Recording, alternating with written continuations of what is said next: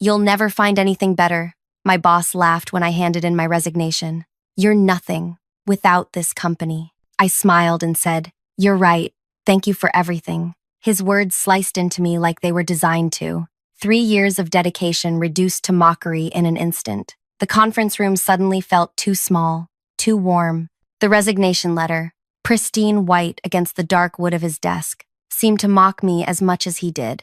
I mean it, Laine, Carter continued, leaning back in his chair with that smile I'd grown to recognize, the one that appeared when he sensed weakness. Who else would hire someone with your limited qualifications? We took a chance on you. Limited qualifications.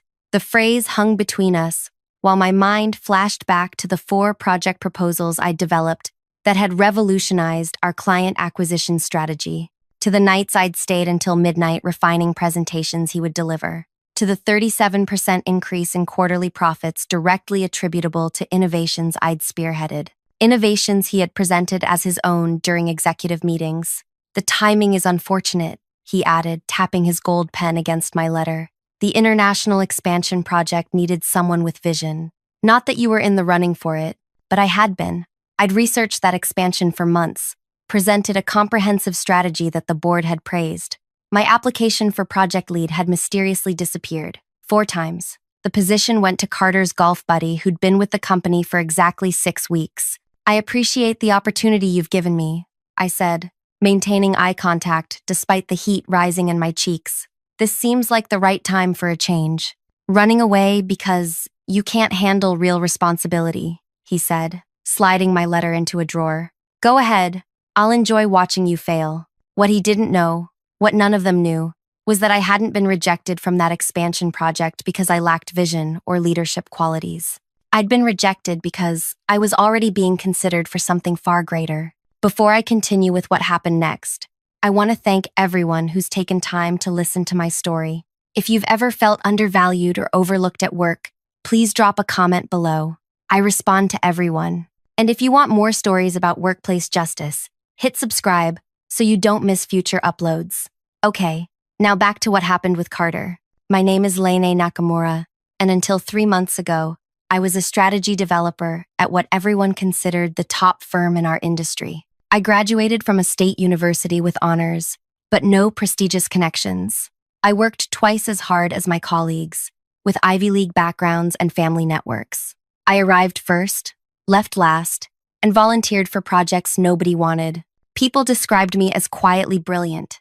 I observed patterns others missed and found solutions where others saw only problems. I also had a habit of standing up for younger team members when supervisors tried to bully them, which didn't win me any popularity contests with management. Carter became my supervisor after a company restructuring 2 years ago. He had a talent for identifying promising work and ensuring his name appeared on it by the time it reached the executive level. His favorite phrase during team meetings was, Laine's initial outline had potential, but I saw what it could become with the right guidance. The day I handed in my resignation began like any other. I'd arrived at 7:30 a.m., reviewed client feedback, and updated 3 project timelines. At lunch, I did what I'd been doing for the past 4 months. I slipped away from the building and walked 6 blocks to a small cafe tucked between a bookstore and a vintage clothing shop. Most of my colleagues assumed I was hitting the gym or catching up on podcasts during these breaks. Nobody questioned why I never joined team lunches anymore. Nobody noticed when I returned with a notebook full of scribbled ideas and questions. Nobody suspected I was meeting with Vieira Wilson. Vieira wasn't just anyone in our industry. She was the pioneer who had transformed the entire field 15 years ago, before mysteriously stepping back from public life. Rumors about her retirement had circulated for years. Health problems, a family crisis, a secret government project. The truth was both simpler and more complex. Our first meeting had been accidental. I'd attended a small industry workshop that most professionals considered too theoretical to be practical. The session ran long, and I found myself alone with the presenter, asking questions that apparently nobody had posed before. The presenter later introduced me to Vieira, who had been observing from the back row. You see connections others miss, she told me that day, studying me with intense focus. It's rare. That initial conversation led to another, then another. For 4 months, we met during my lunch breaks, discussing innovations, and possibilities. I never mentioned my workplace struggles. I focused on solutions, creative approaches, and industry growth potential. She tested me with increasingly complex challenges that required fresh thinking. Sometimes I succeeded brilliantly. Sometimes I failed just as spectacularly. But I always learned. What I didn't realize during those early meetings was that Vieira hadn't actually retired. She had stepped back to identify the right person to implement her vision for the next evolution in our field. She was interviewing candidates, but not in any conventional way. "I've been watching how different minds approach problems," she explained during our 15th meeting. "Most people stick to established pathways. You create new ones." 2 days before I resigned, Vieira made her offer. "I'm assembling a small team," she said, stirring her tea. "The board has approved extraordinary funding based solely on my recommendations. I want you to lead implementation." The position came with triple my current salary, substantial equity, and the chance to direct the most ambitious project our industry had seen in a decade. It also required complete confidentiality until the public announcement. "Why me?" I asked, genuine curiosity overriding my excitement. Vieira's answer changed everything. "Because when systems fail people, you don't just complain, you build better ones." The day after my resignation, Carter sent me an email. "When you fail out there, don't come crawling back." I didn't respond. Instead, I spent the next 3 weeks training my replacement, who deserved better mentorship than she would receive, and tying up loose ends on my projects. My colleagues whispered about my foolishness for leaving without another job lined up. I let them believe what they wanted. I cleaned out my desk on a Friday afternoon while most people had already left for the weekend. As I carried my small box of personal items through the empty hallways, I wondered if I was making the right choice. Was I abandoning a difficult but secure position for something that might collapse before it began? The doubt lasted exactly 17 seconds. Monday morning, I walked into Vieira's newly established headquarters, where a team of 12 innovators awaited direction. By that evening, we had mapped out the framework for a revolutionary approach that would either transform our industry or fail spectacularly. 3 weeks after my departure, the announcement hit every major industry publication simultaneously. The headline alone made my phone explode with notifications. "Industry revolutionary returns with groundbreaking venture. Names unknown talent as Chief Implementation Officer." The photo showed me standing beside Vieira Wilson. According to my friend who still worked at my former company, Carter was hosting the quarterly board meeting when the news broke. A board member reportedly interrupted him mid-presentation by sliding their tablet toward him with the announcement displayed. His face went completely white. He stammered through the rest of his presentation, which, ironically, included several concepts I had developed that he'd previously dismissed as impractical and too ambitious. That same afternoon, his name appeared in my inbox with a connection request and a message. "Congratulations on your exciting new role. Perhaps we could discuss potential collaboration opportunities." I didn't respond. Not yet. The first 6 weeks at Vieira's company were both exhilarating and terrifying. We worked 14-hour days in a converted warehouse space, the windows letting in natural light while we reimagined what our industry could become. For the first time in my professional life, my ideas weren't just heard. They were challenged, refined, and implemented. "You need to present this to the board yourself," Vieira told me when we prepared for our initial investor meeting. "They need to see the mind behind the concept." "Wouldn't it be better coming from you?" I asked, thinking of all the times my voice had been replaced by Carter's. "They trust your reputation." Vieira's expression hardened. "Is that what you learned at your previous company? To hide your light?" The question hit harder than she could know. I'd become so accustomed to having my contributions diminished that I'd started to expect it. Something inside me shifted that day. I spent the weekend rewriting the presentation, infusing it with my voice, my vision. When I finished presenting to the board, there was a moment of silence before the chairperson leaned forward. "This approach is unlike anything we've considered. The risk is substantial." My heart sank, but before I could respond, she continued, "So is the potential reward. You have our full support." That night, Vieira and I celebrated with the team. As everyone chatted around us, she said quietly, "Your former boss has reached out to me 3 times, trying to arrange a meeting." My stomach tightened. What does he want? What people like him always want. to be associated with success they didn't help create. She studied me. He doesn't know you're the architect behind our central innovation, does he? I shook my head. While the announcement had named me Chief Implementation Officer, the specific nature of our project remained confidential. Only those directly involved understood that the revolutionary approach we were developing had emerged largely from concepts I'd been refining for years. Ideas Carter had repeatedly shot down as unrealistic. He will find out, Vieira warned. Be prepared. She was right. 8 weeks into the project, we selected 10 companies for our pilot program. The selection process was rigorous and blind. Companies submitted proposals without knowing who would evaluate them.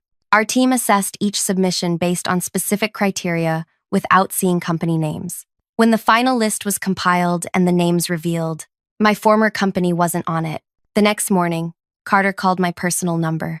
Laine, he said, his voice dripping with practiced warmth. It's been too long. I've been trying to reach you. I've been busy, I replied, keeping my voice neutral while my pulse raced. What can I do for you? I wanted to congratulate you personally. Working with Vieira Wilson, that's quite an accomplishment for someone at your level.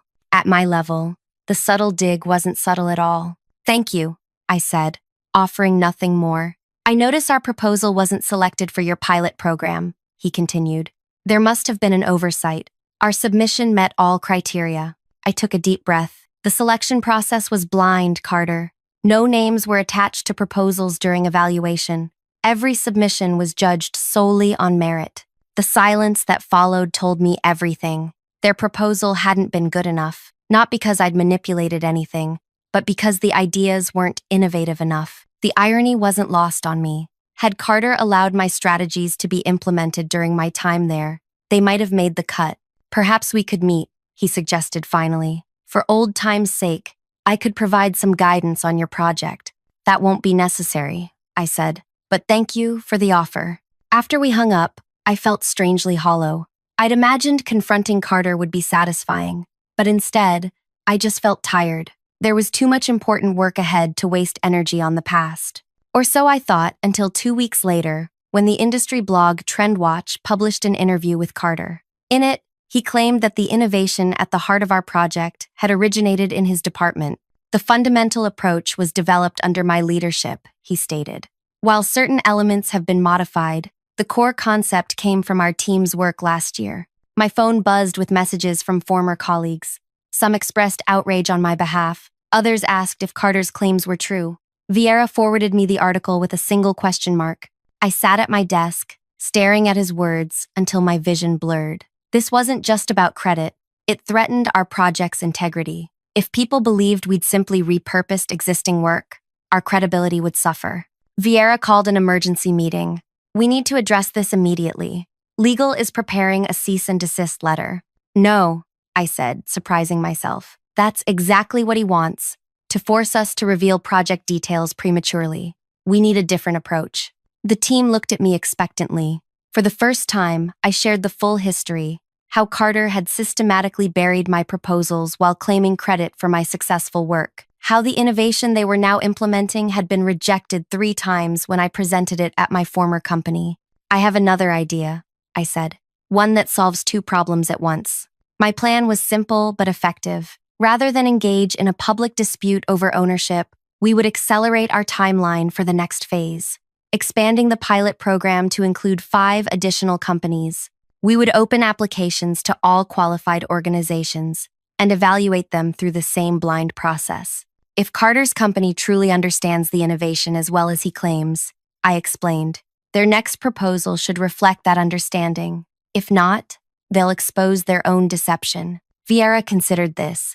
It's risky. We weren't planning to expand for another month. The team is ready, I insisted. And this approach lets the work speak for itself. The announcement of our expanded pilot went out the next morning. Applications flooded in, including one from my former company, submitted within hours of the announcement. The evaluation team, which didn't include me to ensure impartiality, reviewed each submission. When the results came in, the scoring placed Carter's company last among all applicants. Their proposal demonstrated a fundamental misunderstanding of the very innovation he claimed they had developed. Rather than publicizing this failure, I suggested something else entirely. Invite Carter to the quarterly review meeting, I told Vieira. Let him present his company's understanding of our approach to the board and the other pilot companies. Vieira raised an eyebrow. That's either brilliant or cruel. It's transparent, I countered. If he truly believes they originated these concepts, he should be able to articulate them. The invitation went out with language Carter couldn't refuse without losing face. An opportunity to share insights as a thought leader at a gathering of industry innovators. He accepted immediately. The quarterly review was scheduled at our headquarters, with representatives from all 15 pilot companies. Carter arrived early, dressed impeccably, as always. When he saw me, he grabbed my arm, pulling me aside. I wasn't expecting to see you in a meeting at this level, he said. Will you be taking minutes? I smiled.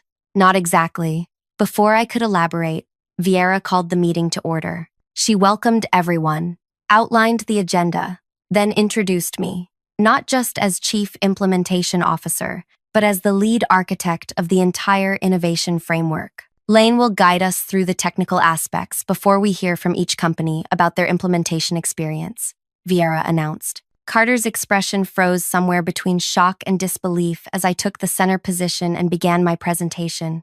I outlined the theoretical foundations, the practical applications, and the early results from our first pilot group. When I finished, the room burst into applause. Everyone except Carter, who stared at his hands. Next, representatives from each pilot company shared their experiences implementing our framework. The results were uniformly positive. Efficiency increases beyond projections, cost reductions exceeding targets, unexpected benefits in adjacent processes. Finally, it was Carter's turn. Vieira introduced him as representing a company interested in joining the program. She invited him to share his understanding of how our innovation would integrate with his company's operations. He stood slowly, straightening his tie. Thank you for the opportunity, he began. As I've mentioned previously, many elements of this approach originated with our team's work last year. A murmur ran through the room. Carter sensed the skepticism and pivoted quickly. However, today I'm more interested in exploring how we might contribute to the next phase of development. That's when I did something unexpected. I raised my hand. Actually, Carter, I'd love to hear more about your claim that your team originated this approach. Can you walk us through the specific elements you developed and when? The room went completely silent. Every eye shifted between us as Carter's confident smile faltered. He cleared his throat, adjusted his watch. Well, I wouldn't want to bore everyone with technical details, he said. The parallels would be obvious to industry insiders. I insist, I said, my voice steady despite my racing heart. This is a room full of industry insiders. We're all eager to learn. Carter's eyes darted around the room, finding no allies. The core methodology regarding client transformation. Please be specific, I interrupted. Which aspects exactly did your team develop, and when? The panic in his eyes was unmistakable now. He fumbled through vague statements about innovative approaches and forward-thinking strategies while avoiding any concrete claims. With each evasion, his credibility visibly diminished. Then Vieira stepped in with the moment that changed everything. While Carter collects his thoughts, I'd like to share something with the group. She clicked a remote, and the screen behind her lit up with a slide containing a simple timeline. This shows the evolution of our approach, including dated records of every concept development session, test implementation, and revision. The timeline showed my contributions dating back 2 years, with documentation that could only have come from one source. My heart nearly stopped when I realized what I was seeing. As some of you might know, Vieira continued, before approaching Laine, I conducted research into multiple companies in our sector. Part of that process involved speaking with board members, including those at Laine's former employer. The revelation hit me like a physical blow. Vieira hadn't randomly encountered me at that workshop. She'd been watching me for over a year. Board member Wu was particularly impressed by proposals repeatedly submitted by a strategy developer, but never implemented, Vieira continued. He provided copies of these proposals as examples of untapped potential within the organization. On screen appeared copies of my rejected proposals, complete with Carter's dismissive comments in the margins. Comments like, too ambitious for someone at your level, and this shows fundamental misunderstanding of market forces.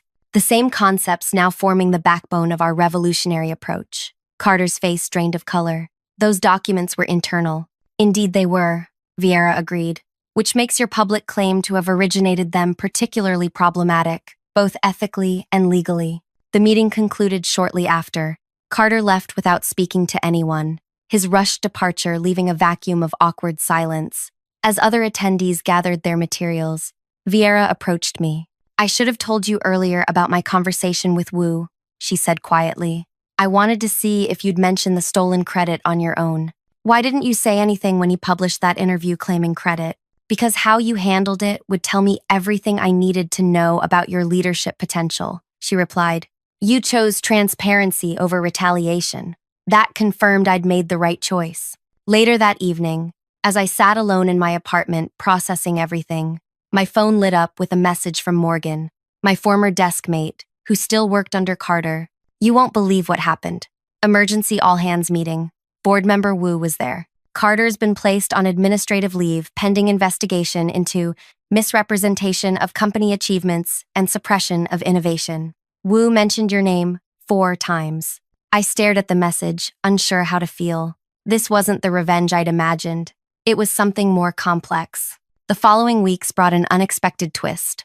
Rather than fading into obscurity, Carter emerged at a rival firm with a dramatically different story. He began describing himself as the discoverer of overlooked talent and claiming he'd intentionally pushed me to leave so I could flourish elsewhere. "Sometimes the greatest leadership is knowing when to let someone go," he said in a business podcast interview.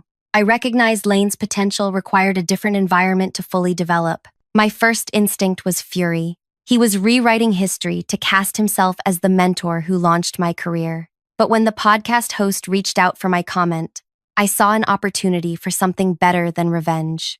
Carter taught me valuable lessons," I told the host. "He showed me how easily good ideas can be buried in toxic environments. That knowledge shapes how I lead my team today." The host asked if I felt Carter deserved credit for my success. "People who try to claim credit for others' achievements are actually advertising their own insecurity," I replied. "I'm focused on creating environments where everyone's contributions are recognized." That interview changed everything. My inbox filled with messages from people sharing similar experiences. Young professionals asked for guidance navigating difficult workplace dynamics. Industry leaders sought my perspective on fostering innovation. 6 months after my resignation, our approach revolutionized the industry. Companies using our framework reported unprecedented results, creating a waiting list for the next implementation phase. My former company finally qualified as a Tier 3 participant, paying premium pricing for late adoption, and on the approval form authorizing their participation. My signature, alongside Vieira's. The final twist came during an industry awards ceremony where our team received recognition for the year's most transformative innovation. As I concluded my acceptance speech, I spotted a familiar face in the audience, Carter, watching from a side table with an unreadable expression. After the ceremony, he approached me at the reception. "Congratulations," he said, extending his hand. "I always knew you'd go far." I smiled politely. "Thank you. I've been reflecting on our time working together," he continued. "There might have been miscommunications about certain presentations and credit allocation." "Miscommunications," I repeated. "Is that what you call it?" He lowered his voice. "Look, we both know how things work. Everyone steps on a few toes climbing the ladder. That's where you're wrong," I replied. "The best leaders lift others as they rise." "Sweet sentiment," he said with a dismissive smile, "but unrealistic in the real world." "Actually, it's working remarkably well for us." I gestured toward my team, celebrating together across the room. "Our retention rate is 97%. Every team member has implemented at least one major innovation.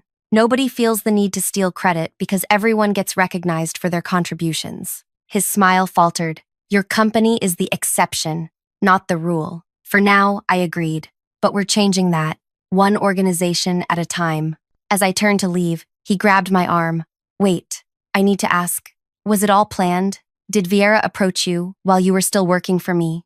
I considered lying, just to let him believe he'd been outmaneuvered from the beginning. But the truth was more powerful. "No," I said honestly. "I had no idea Vieira was watching. I just kept doing good work despite your efforts to diminish it." The rest happened because good work eventually gets noticed.